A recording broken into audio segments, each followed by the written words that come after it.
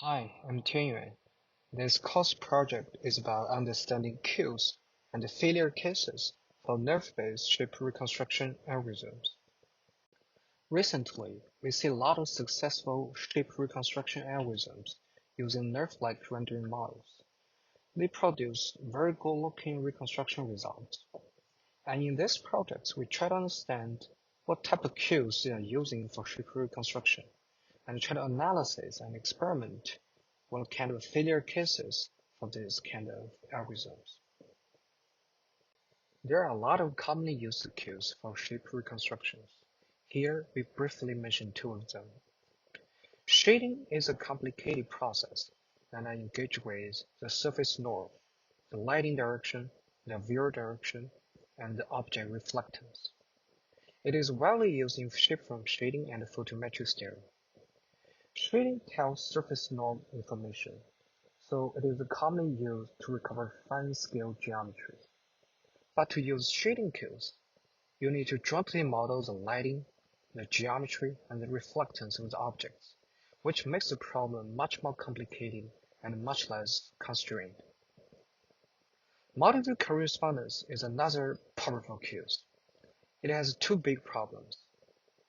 First, it's hard to establish accurate correspondences for textureless region and for highly specular objects. Second, the error of triangulation grew quadratically with target distance, which makes it hard to produce fine-scale geometries.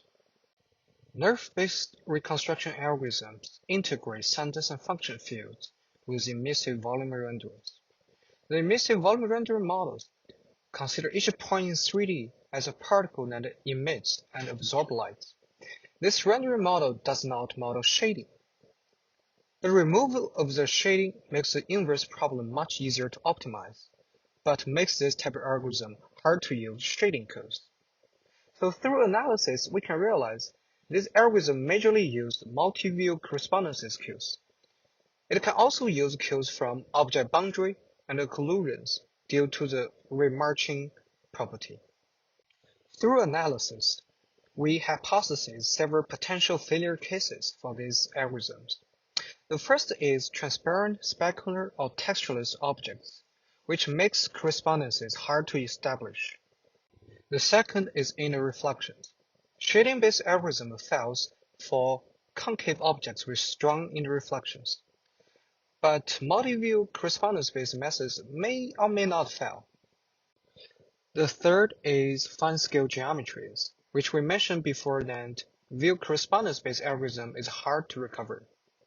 See the little bumps on the cup lid on the right. To verify these hypotheses, we select 5 objects around us following these descriptions.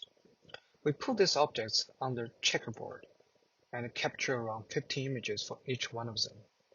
We use state-of-the-art structural motion to get a camera pose, and we run NURBS to reconstruct the shape. Since we don't have the ground truth geometry, we use visualization for the evaluation. The first is a transparent water bottom. Though it is transparent, we can see the overall shape looks good. I guess it is due to the cues from object boundary. We can see two strong artifacts. The first is small bumps on the flat checkerboard surface. The second is a blurry re-rendered image. The second example is a concave cup. We can see the recovery looks way more shallower than the real shape. I guess there are two reasons. The first, the texture for the inside of the cup is weak. Second, it's hard to use boundary cues for the recovery of the inside of the cup. The final example is about the fine-scale geometry. See the text in the cup lid. We can see the reconstruction algorithm failed to produce this. Through analysis and experiments, my conclusion is that using emissive volume rendering models can only use cues from multi-view correspondences, boundary cues, and occlusion cues. It can definitely not using shading cues. So it fails for fine-scale geometries, and it also fails for textureless or specular part inside concave shapes. For more details, please refer to the report. Thanks.